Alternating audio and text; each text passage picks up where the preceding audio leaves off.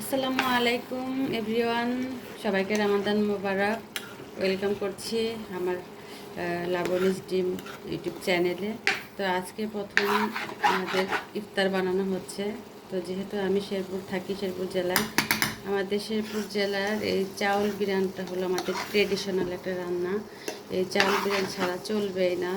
রোজার 30টা দিনই আমাদের এই চাউল বিরিয়ানি করতেই হবে। তো চাল বিরানি প্রায় হয়ে আসবে, এখন অল্প আঁচ দিয়ে দিলাম। আর এদিক দিয়ে পেঁয়াজও রেডি করে রাখছি। কি আর বলবো, যে দিনকাল পড়ছে সব কিছুর দাম এত বেশি যে আইটেম থাকতে হবে অনেক, কিন্তু আমার হিসাব করতে হবে।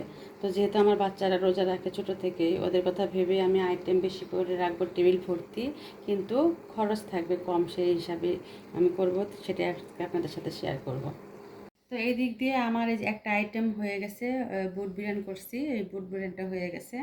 আর শরবত করে ফ্রিজে রাখা হয়েছে, গ্লাস রেডি, যাতে ইফতার টাইমে আমার দৌড়াদৌড়ি করতে না হয়। তার জন্য আমি যেখানে মুড়ি মাখাবো ওই বলটা রেখে দিয়েছি, মুড়ি রেখে দিয়েছি, খেজুর রেখে দিয়েছি, আর বাটিগুলো রেডি করে রেখে দিয়েছি। অন্যান্য জিনিসপত্র রাখতে হবে।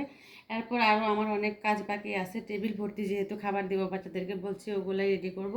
তো সেই পর্যন্ত সাথেই থাকবেন। তো আমরা সবাই অনেক কিছু খাইলেও আমার ছেলেটা হলো চাল বিরিয়ানি অত পছন্দ করে না, তার পছন্দ হলো লুচি। আমার কথা হলো লুচি খাবে ঠিক আছে, কিন্তু লুচির সাথে কোনো পায়েস না, সেমাই না, শুধু শুকনা লুচি। বলেন তো, এই 7 বছরের বাচ্চা সারাদিন রোজা রেখে যদি শুধু এই লুচি খায় তাহলে কি পুষবে? তারপরে জোর করে অন্যান্য আইটেম দেওয়ার চেষ্টা করবো। তো আগে থেকে একটু লুচিটা রেডি করে রাখছি, তারপর আবার কালিজিরা দেওয়া যাবে না, নর্মাল পুরীর মতো আর কি। তো এখন আমার অনেক কাজ বাকি আছে, টাইমও বেশি নাই, ঝটপট করে রান্নাগুলো শেষ করব। সবাই সাথেই থাকবেন।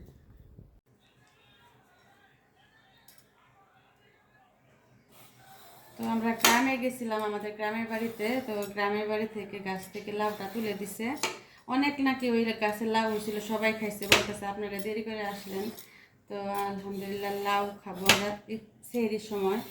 লাউ হলো ছিল আমাদের নবীজির প্রিয় খাবার। লাউ খাওয়া অনেক উপকার আছে। লাউ খেলে শরীরের ভিতরে ঠান্ডা ঠান্ডা একটা ভাব থাকে, দিনটা ভালো যায় আর কি। রোজা রাখার সময় লাউ খেলে, তো জানি না ভিতরে কী হবে, দেখা যাক। আমি আজকে এই লাউটা রান্না করবো চিংড়ি মাছ দিয়ে।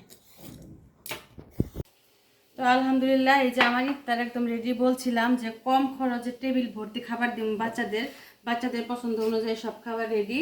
এখন ইফতারের আরও কিছুক্ষণ সময় আছে।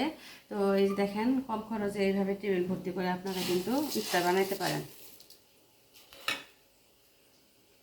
আমার হাতে যেহেতু আরেকটু সময় আসছিল, তার জন্য আমি সেহরিতে যে আমরা লাউ খাবো, এই লাউটা আমি বসাই দিয়েছি। দেখেন লাউটাও হয়ে গেছে। এখন আলহামদুলিল্লাহ আপনাদের দোয়ায় আমরা ফ্যামিলি সহ টেবিলে বসে দোয়া দুরুদ পড়তে থাকবো, আর আমাদের ইফতারের সময় হয়ে যাবে, তখন আমরা ইফতার করব।